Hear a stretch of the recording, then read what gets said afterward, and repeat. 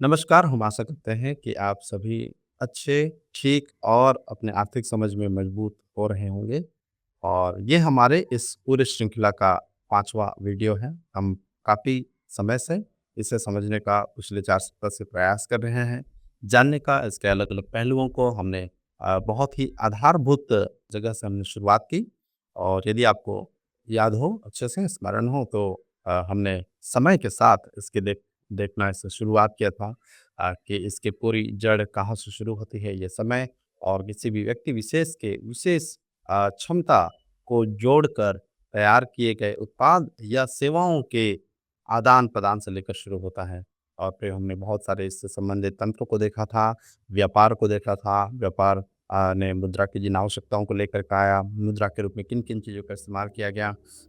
इन सारी बातों को देखा था और फिर इसके बाद हमने देखा था कि किस प्रकार से मुद्रा का पैसे का यात्रा कैसे होता है, उत्पत्ति कैसे होता है, ये कैसे आगे बढ़ता है और फिर इसके क्या-क्या गुण हैं, क्या-क्या काम हैं। और फिर साथ ही साथ हमने देखा कि किस प्रकार से धीरे-धीरे जैसे पैसा अपनी यात्रा में आगे बढ़ा और वह केंद्रित होता गया। यदि आप एक तरह से इसे देखने और समझने का प्रयास करें, तो जो ऊर्जा इस समय के साथ जोड़कर किसी व्यक्ति के विशेष क्षमता के जो ऊर्जा है उसके साथ जोड़कर जो उत्पाद बनाया गया था, वही धीरे-धीरे आगे बढ़कर मूल्य पैदा जिस प्रकार से हुआ था, आगे बढ़कर वो पैसे के रूप में संग्रहित होने लगता है और जहाँ पर भी ये संग्रहित होता है, वहीं पर अपना रूप बदल लेता है। हमने देखा था कि किस प्रकार से जहाँ पे मंदिर इत्यादि में ये इकट्ठा किए जाते थे, जमा होते थे और फिर क कैसे वहाँ से ये कदम आगे बढ़ा, कैसे वहाँ से ऋण के रूप में उन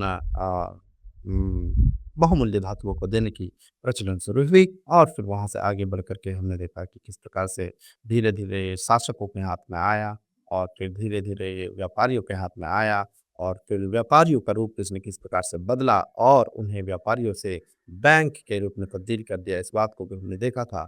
और फिर बैंक ने इसे कैसे केंद्रित किया और किस प्रकार से इसका इस्तेमाल करना शुरू किया। क्या-क्या इसके अन्य घटक रहे थे इस शासकीय सरकार इस पूरे तंत्र से किस प्रकार से जुड़े हुए थे, इसका इनसे क्या लेना-देना था, इन सारी बातों को हमने काफ़ी विस्तार से देखा।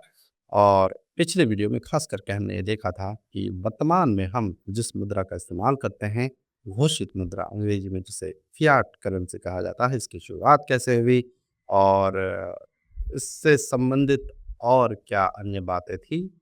क्या इसकी कहानी बहुत ही खुशनुमा थी, अच्छी थी, लोगों के पक्ष में थी?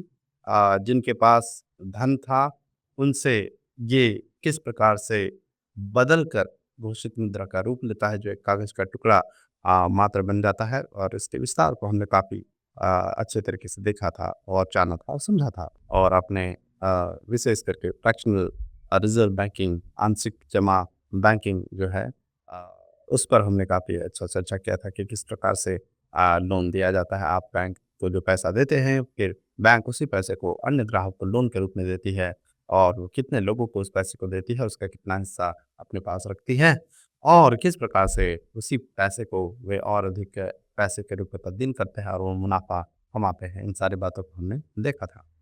अंत में हमने बढ़ते हुए देखा था कि किस प्रकार से इस पूरे समस्या का निदान ढूँढा गया कि किस प्रकार से जो पैसे की नियंत्रण है, उसकी वजह से क्या-क्या समस्याएँ होती थी और कौन थे वो लोग जिन्होंने इसकी समस्या का हल निकाला, ख़ास करके जब पैसा डिजिटल रूप ले लिया, तो इस बात को हमने देखा और जाना था। तो डिजिटल मुद्रा, घोषित मुद्रा, यहाँ से ही आगे बढ़कर हम देखते हैं एक और तरीका जिसे हम बिटकॉइन के रूप में जानते हैं। तो ये बिटकॉइन आखिर है क्या? इसी बात को हम समझने का प्रयास करें। समस्याओं को हमने देखा, मुद्राओं को हमने देखा, तकनीक को हमने देखा। क्या ये बिटकॉइन एक समाधान है? और ये समाधान है तो ये किस समस्या का समाधान है? क्या ये एक मुद्रा है? यदि एक मुद्रा है तो ये किस प्रकार का मुद्रा है? क्या एक तकनीक है? अलग-अलग तकनीक का इस्तेमाल करके मुद्राओं का छपाई का काम किया गया है, नियंत्रण का काम किया गया है। ये किस प्रकार की तकनीक पर आधारित है, बना हुआ है? और यदि ये सब कुछ ही सत्य है, तो ये किसके हाथों में है? क्या ये बैंक के हाथ में है? क्या ये लोगों के हाथों में है? क्या ये सरकार के हाथ में है? किसके हाथ में है जो ये भी एक सोचने वाली बात है। तो हम देखते हैं यहाँ से आगे बढ़कर बिटकॉइन का जन्म सतोशी नाकामोटो एक ऐसे व्यक्ति जिसका बिटकॉइन से पूरा गहरा संबंध है। और यदि हम बिटकॉइन के बारे में देखने, जानने, समझने का कोशिश करते हैं, तो सतोशी नाकामोटो के बारे में थोड़ा बहुत चर्चा किए बिना, जाने बिना हम बिटकॉइन के बारे में देख समझ नहीं सकते हैं। पिछले वीडियो में मैंने आपको बताया था साइफर पंक नाम के कुछ लोगों के समूह का, जो कंप्यूटर के क्षेत्र में काफ़ी अच्छा ज्ञान और उसकी सुरक्षा से काफ़ी अच्छे वाकिफ़ थे। और उन्होंने सोचा कि यदि मुद्रा ने, पैसे ने डिजिटल रूप ले लिया है, तो डिजिटल पैसे के साथ एक बड़ी समस्या ये होती है कि किस प्रकार से इसे एक ही मूल स्रोत को कई सारे अन्य अमूल रूपों में विभाजित किया जा सकता है। कोई भी चीज़ यदि डिजिटल होती है तो उसे आसानी से कॉपी पेस्ट किया जा सकता है, जैसे कि आप में से कई सारे लोग करते भी होंगे। व्हाट्सएप के माध्यम से अपने फ़ोटो इत्यादि भेजकर आप एक फ़ोटो लेते हैं और फिर उसे कई जगहों पर भेज देते हैं। तो डिजिटलीकरण एक बहुत ही अच्छा तरीका, तकनीक और कई मायनों में सुविधाजनक तो है, लेकिन इसके साथ ही अपनी अन्य समस्याएँ भी है, जो इस क्षेत्र में आने वाले सभी चीज़ों को भी प्रभावित करती है, जैसे कि इसने मुद्रा को भी प्रभावित किया था। सतोशी नाकामोटो उन लोगों में से एक, या फिर उन लोगों का समूह, या फिर एक संगठन, ये स्पष्ट रूप से दरअसल में कहा नहीं जा सकता है। लेकिन इस व्यक्ति ने एक नए तरीके का इजाद किया। हमने देखा था कि कितने अलग-अलग प्रकार के कोशिश, प्रयास इत्यादि किए गए, और इन सारी बातों के पश्चात बिटकॉइन का विकेंद्रित और भरोसेमंद विकल्प तैयार किया गया। इसे इन सारे चीज़ों के, इन सारे समस्या के समाधान के रूप में, ये एक विकेंद्रित, जिसका मतलब एक जगह केंद्रित, एक जगह पर ही स्थित नहीं है, लेकिन अलग-अलग जगह पर ये स्थित है। भरोसेमंद, यदि आप यहाँ पे अंग्रेजी में देख रहे हैं तो यहाँ पे ट्रस्टलेस कहा जा रहा है, और हिंदी में इसे मैं भरोसेमंद कह रहा हूँ। तो यदि आप देखें तो ये दरअसल में उल्टा प्रतीत होता है, लेकिन इसे समझने की ज़रूरत है। इस पूरे बात को हम एक घटना के साथ जोड़कर समझ सकते हैं, जिससे हमने शायद सुना, या फिर हम याद करते होंगे, जो वर्ष 2008 में एक वित्तीय संकट से जुड़ा हुआ है। आपको यदि याद हो, 2008 में एक आर्थिक संकट आई थी, जिसने अमेरिका को बहुत ही बुरी तरीके से प्रभावित किया था। और जब भी हम अमेरिका के वित्तीय रूप से बुरी तरह से प्रभावित होने की बात करते हैं, तो हमने देखा था कि कैसे घोषित मुद्रा की उत्पत्ति उसी देश में होने की वजह से ये सिर्फ उसी देश की स्थिति नहीं रहती, लेकिन ये संसार के सभी देशों को भी प्रभावित करती है। ये जो शुरुआत थी, दरअसल में यह व्यक्तिगत आर्थिक स्वतंत्रता को मजबूत करता है। हम इस समाधान के द्वारा ये जान पाते हैं कि किस प्रकार से आर्थिक स्वतंत्रता सचमुच हासिल किया जा सकता है। इससे पहले किस प्रकार से आर्थिक स्वतंत्रता काफ़ी नियंत्रित थी, और कई मायनों में ये वर्तमान रूप में भी नियंत्रित है, और कैसे पैसे की जितनी और आर्थिक स्थिति की जितनी कम समझ हमारे पास होती है, उतने ही अधिक हम आर्थिक रूप से स्वतंत्र होने के नाकाबिल होते हैं। कुछ लोग शायद इस बात पर भी सवाल उठाते होंगे कि ये बिटकॉइन नाम का चीज़ दरअसल शुरू हुए कितने समय ही हुए हैं? क्या ये कल परसों, कुछ समय पहले, कुछ लोगों ने कुछ साल पहले इसके ज़िक्र सुना था, तो उन्हें ऐसा लगता है कि अभी-अभी बनाई गई चीज़ है। तो इसका इतिहास क्या रहा है? दरअसल में हम देखें तो ये जो मुद्रा बनाई गई है, ये दरअसल में क्रिप्टोग्राफ़ी जो एक तकनीक है, इसकी प्रगति 40 साल की क्रिप्टोग्राफ़ी पद्धति पर आधारित है। यदि आप देखते हैं तो लिखने की जो कला है, कई साल पहले पाषाण कालों में हम जानते हैं कि वो पत्थरों पर लिखाई जाती थी, उसके बाद अलग-अलग धातुओं पर लिखी जाने लगी, तो लिखे जाने का एक लंबा स्रोत रहा है। और क्रिप्टोग्राफ़ी भी लिखने का ही एक तरीका है, ख़ास करके लिख कर उसे छुपाने का तरीका है, ताकि उसे निश्चित लोग ही समझ सके जिन्हें ये समझना ज़रूरी है। तो इस प्रकार के एक तकनीक का 40 साल का इतिहास रहा है, जिसमें 1983 में डेविड चॉम नाम के व्यक्ति, उन्होंने ब्लाइंड सिग्नेचर्स, यानी गुमनाम भुगतान, एक तरीका इजाद किया। उन्होंने सबसे पहले इसकी शुरुआत की और देखा कि ये सफल हो पाता है या नहीं। उसके बाद 1998 में हम देखते हैं कि वेई डाई का डी मनी, और निक जाबो का बिट गोल्ड, इस प्रकार की एक अन्य धातु, या फिर कहें मुद्रा का शुरुआत किया गया, अन्य आप कह सकते हैं उत्पाद का शुरुआत किया गया। जिससे 2004 में आगे बढ़कर हॉल फिनी का रीच्यूवेबल प्रूफ ऑफ वर्क ये भी एक पद्धति है जिस प्रकार से ये पूरा तंत्र काम करता है, ये शुरू किया गया। तो ये सारे जो नवविचार थे ने बिटकॉइन की सुरक्षा और विकेंद्रीकरण करने का, तो हम इस बात को देख सकते हैं।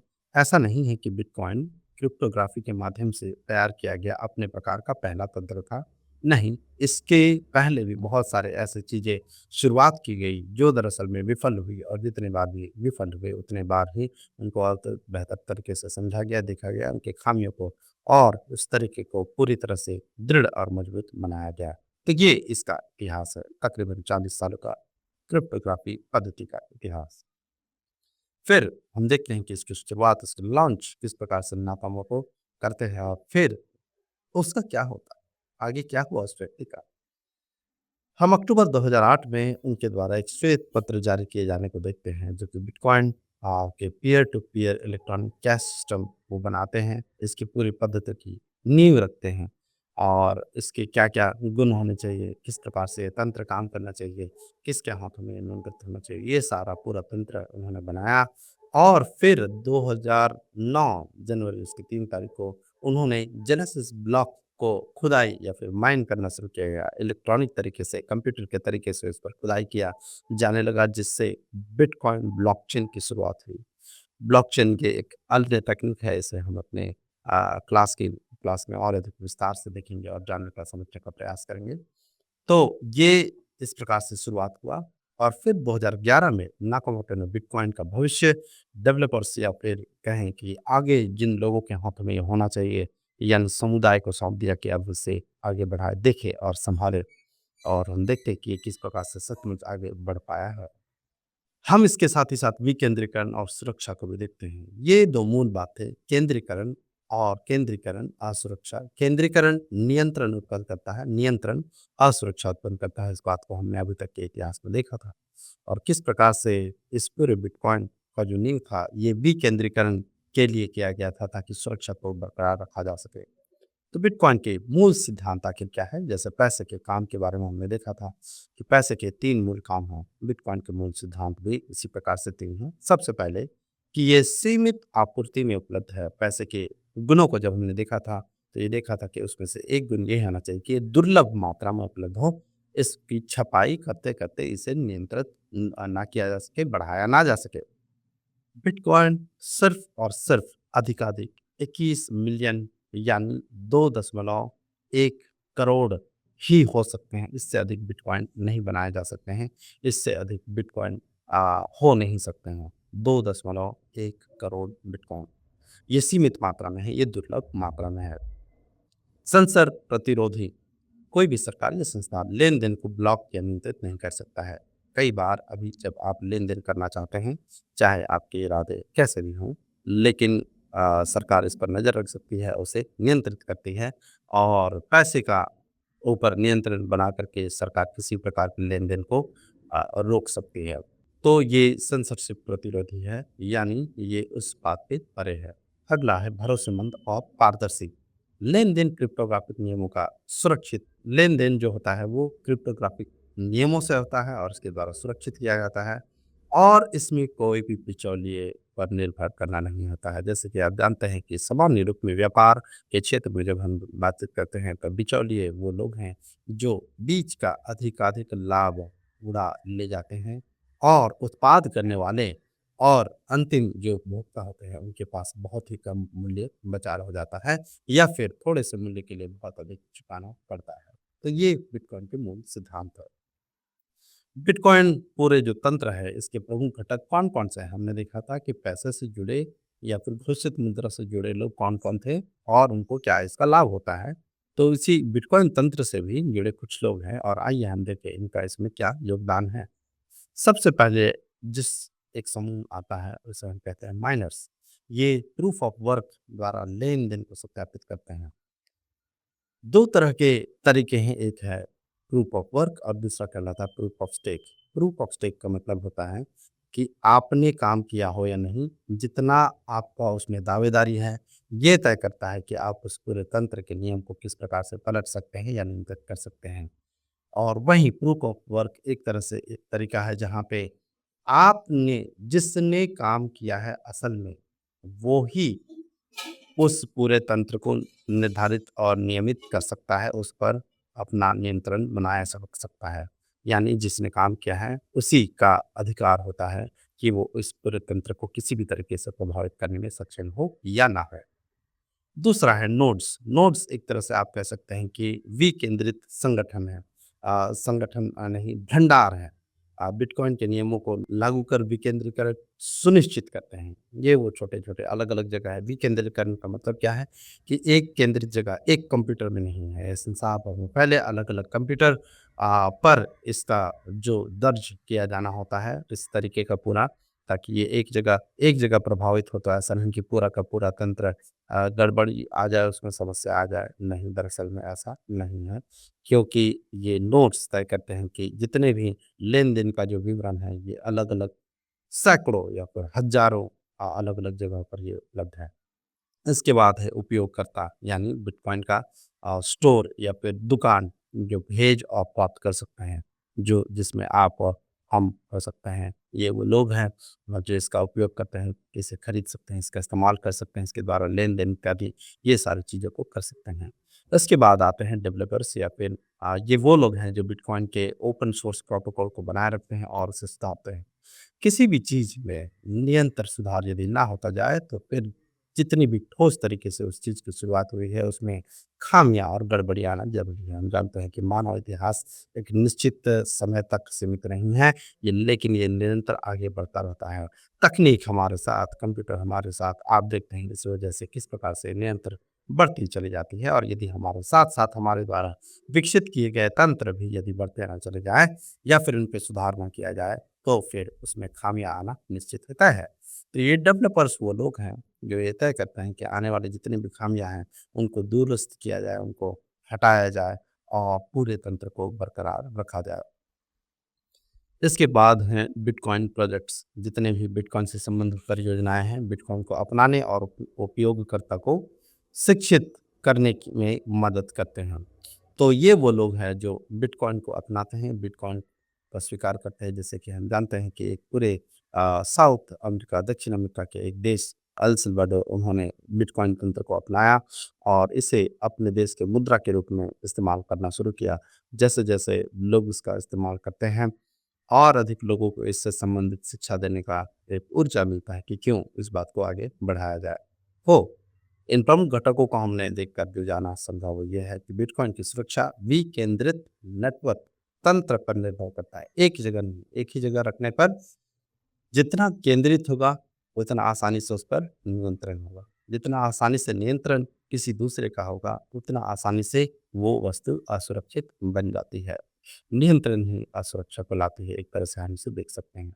जिससे यह किसी भी नियंत्रण या बंदीकरण के प्रति अडिग रह सकता है।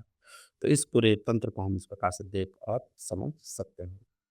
यहाँ से बढ़कर हम देखते हैं कि ये कैसे बिटकॉइन एक वित्तीय क्रांति के रूप में उभर करके आता है, क्योंकि वर्तमान जो घोषित मुद्रा का जो तंत्र है, उससे बदल कर एक नए परिवर्तित तरीके में लेकर के आने का प्रयास कर रहा है, जिससे बैंक और सरकार अपने तरीके से देखने, समझने और नियंत्रित केंद्रित करने का प्रयास कर रहे हैं। सीबीडीसी के रूप में हमने उसका जिक्र सुना था।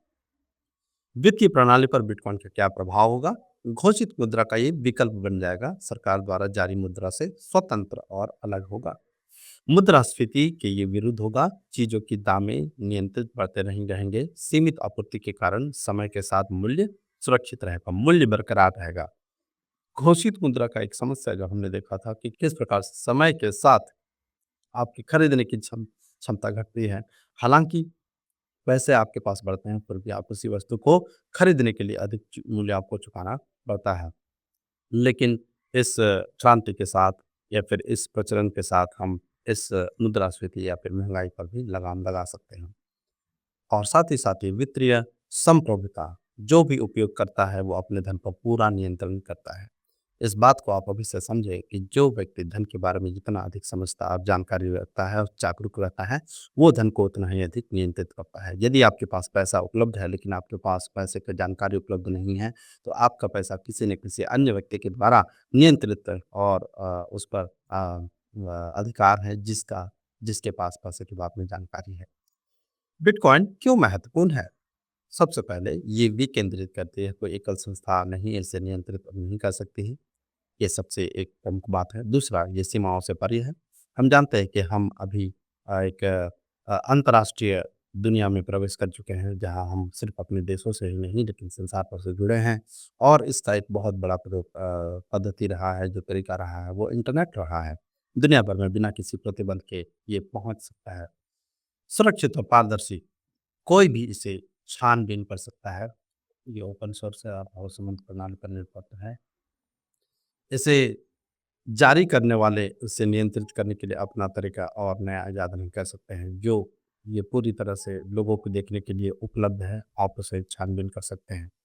तो बिटकॉइन सिर्फ़ एक मुद्रा ही नहीं, यह वैश्विक वित्तीय स्वतंत्रता की दिशा में एक आंदोलन है। इस प्रकार से ये एक क्रांति है। सुरक्षित डिजिटल मुद्रा के रूप में बिटकॉइन के बारे में हमारा क्या ख़्याल है? बिटकॉइन एक मुद्रा के रूप में हम जब देखते हैं, तो ये एक नई प्रकार की मुद्रा है, जो मूल्य को संचित कर कर बनाए रखती है। बजाय प्रतिफल उत्पन्न करने के। तो हमने देखा था कि किस प्रकार से जो भी मुद्रा मूल्य को सही रीति से संचित नहीं कर पाती है, उसका मूल्य निरंतर घटते जाता है और इसी वजह से बहुत सारी समस्याएँ आने लगती है, दाम बढ़ने लगता है। हमें अधिक मात्रा में धन को चुकाना पड़ता है। इसकी मूल्य वृद्धि का कारण क्यों ये बढ़ रहा है? अधिक स्वीकार्यता और फिएट मुद्रा यानी घोषित मुद्रा का अवमूल्यन, ये क्यों बढ़ रहा है? कई बार लोग समझ नहीं पाते हैं कि ये कुछ उत्पन्न तो नहीं कर रहा है, इसके बनाए जाने में बहुत अधिक मात्रा में ऊर्जा भी लग रही है, बिजली की खपत भी हो रही है, तो फिर ये बढ़ कैसा रहा है? लोग इसे कई बार समझ नहीं पाते हैं। ये हम समझेंगे उतने ही मात्रा में जितने अधिक मात्रा में हम घोषित मुद्रा की छपाई को या छपाई के द्वारा किए जाने अवमूल्यन या फिर मूल्य को घटाने की बात को समझेंगे, उतना ही बेहतर तरीके से हम इसके बढ़ने की बात को समझ पाएँगे। कई बार लोग सिर्फ़ माँग, अधिक स्वीकार्यता पर निर्भर करते हैं, जिसको कहा से अर्थव्यवस्था का तंत्र कहता है कि जितना अधिक माँग होगा, उतना ही अधिक दाम होगा। लेकिन यहाँ से ये सिर्फ़ सीमित नहीं है, ये सिर्फ़ माँग की वजह से दरअसल में नहीं बढ़ रहा है। अगली बात की यह एक वैश्विक मौद्रिक नेटवर्क या तंत्र की तरह कार्य करते हैं, जो इंटरनेट से जुड़े सभी लोगों के लिए उपलब्ध है, यहाँ तक कि बिना बैंक वाले लोग भी इससे अपना सकते हैं। शायद लोगों के पास बैंकों से जुड़ा तंत्र नहीं है, लोग जो शायद बैंकों से नहीं जुड़े हैं, लेकिन अभी भी इंटरनेट के माध्यम से तकरीबन अधिकाधिक लोग जुड़ रहे हैं। आने वाले समय में ये तकरीबन असंभव हो जाएगा कि आप इंटरनेट से जुड़े ना रहें। तो ऐसे समय में यदि आप इंटरनेट से जुड़े हुए हैं, तो आप इस मुद्रा से भी जुड़े हो सकते हैं और आपको इस बात को समझने की ज़रूरत है कि यदि आप इससे जुड़े हैं, तो इसे कैसे समझा जाए? समझ ही सचमुच शक्ति है। जितना समझ, उतना शक्ति, उतना नियंत्रण। बिटकॉइन की मुख्य विशेषताएँ क्या हैं? कि ये काफ़ी तेज़ी और कम लागत से होने वाली लेन-देन प्रणाली है। त्वरित, वैश्विक भुगतान, न्यूनतम शुल्क पर ये वित्तीय समावेशन, करोड़ों लोग बैंक रहित स्थितियों में भी इस तक पहुंच सकते हैं, उनके पास बैंक के खाते होने जरूरी नहीं है। गोपनीयता, ये एक बड़ा इसका देन है। लोग लेन देन लोगों के पास सार्वजनिक होते हैं, लेकिन यूजर अपनी पहचान छिपा रख सकते हैं, इसके इस्तेमाल करने वाले अपनी पहचान को छिपा कर रख सकते हैं। आप लेन-देन कर सकते हैं बिना अपनी पहचान को उजागर किए। विकेंद्रीकरण, वितरित नेटवर्क द्वारा संचालित किसी नियंत्रण से, किसी भी प्रकार के नियंत्रण से ये मुक्त होता है, क्योंकि ये वितरित नेटवर्क द्वारा संचालित किया जाता है। कमी क्या है? ये दुर्लभ है और केवल 2.1 करोड़ संख्या में ही उपलब्ध होंगे। अभी ही नहीं, भविष्य में भी, जिससे यह दुर्लभतम परिसंपत्ति बनता है।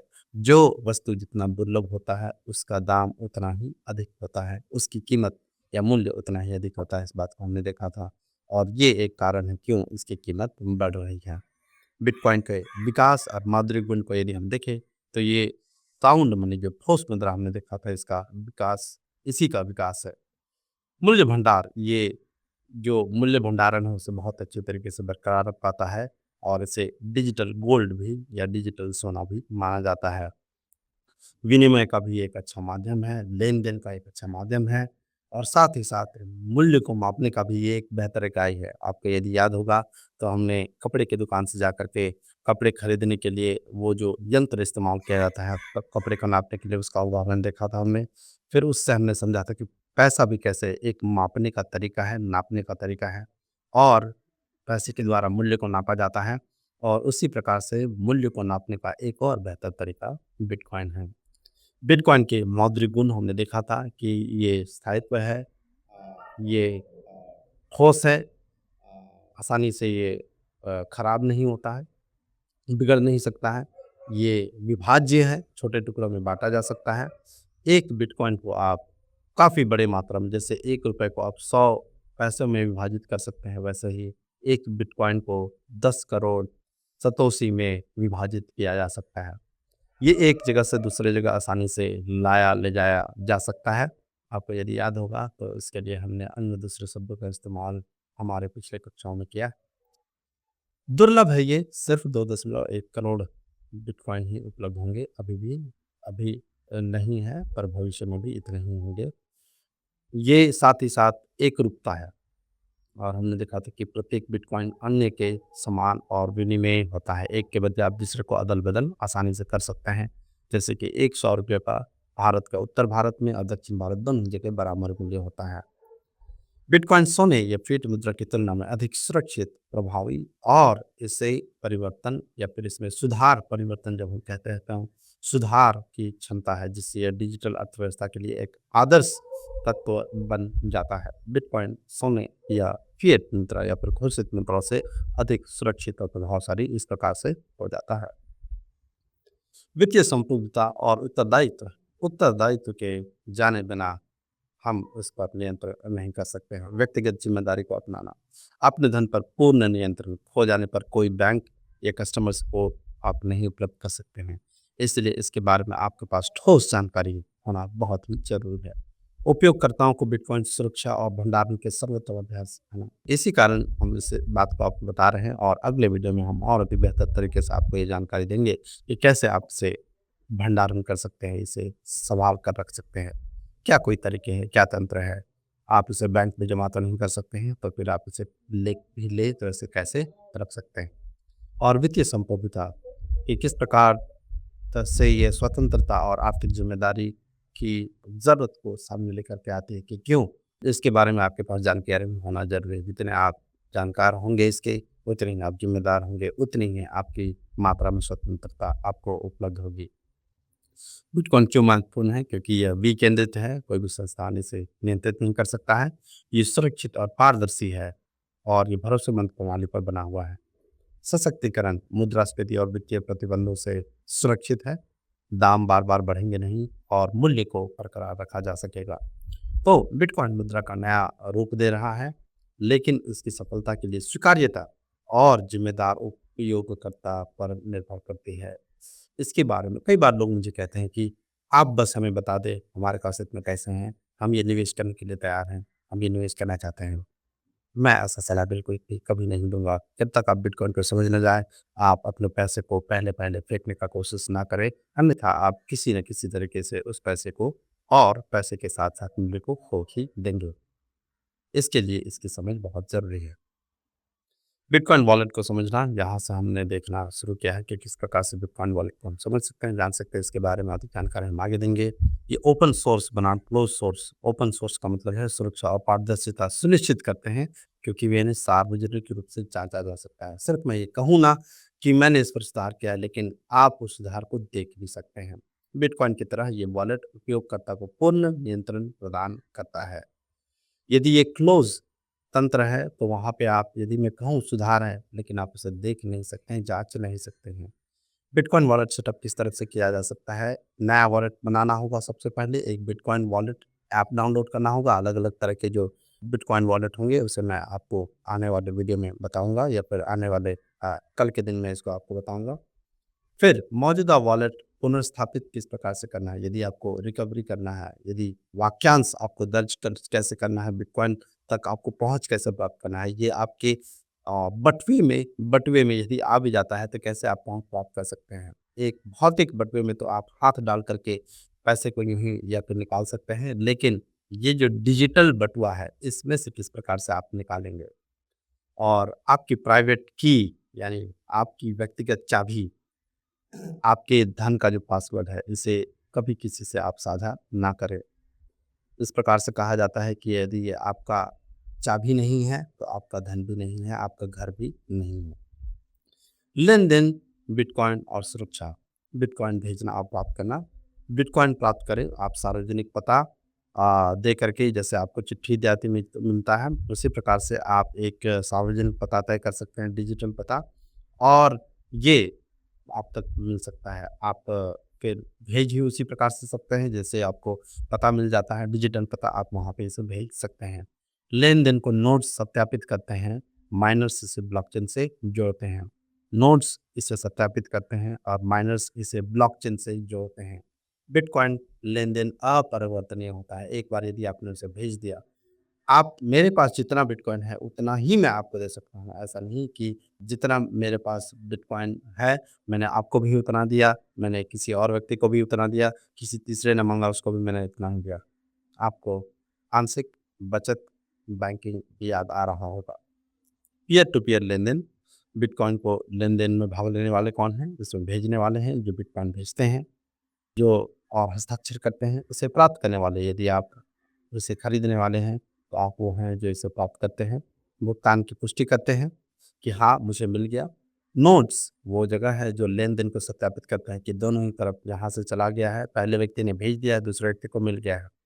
ये सत्यापित करते हैं, और जो माइनर्स है, जो खोदने वाले हैं, खदान में काम करने वाले लोग, ये ब्लॉकचेन में लेन-देन जोड़ते हैं, उस बात को तय करते हैं कि इतना मात्रा में जो उपलब्ध बिटकॉइन का जो संसाधन था, वो इस व्यक्ति से इस व्यक्ति तक चला गया है, और ये अंग्रेजी में हम एक तरीका का था लेजर, जो लेजर या फिर एक तरह से कहें जो लेखा-जोखा है, उसे सत्यापित किया जाता है। माइनिंग बिटकॉइन को सुरक्षित बनाता है, और माइनर्स को इसके लिए इनाम भी मिलता है। बिटकॉइन और वित्तीय उपकरण के रूप में कैसे इसका इस्तेमाल है? बिटकॉइन में बचत करना। मुद्रास्फीति से ये सुरक्षा प्रदान करता है और वित्तीय स्वतंत्रता भी प्रदान करता है। फिर से मैं कहूँगा, जितना अधिक आप इसे जानें और समझें, उतना ही अधिक आप इसे इस्तेमाल के लिए स्वतंत्र होंगे।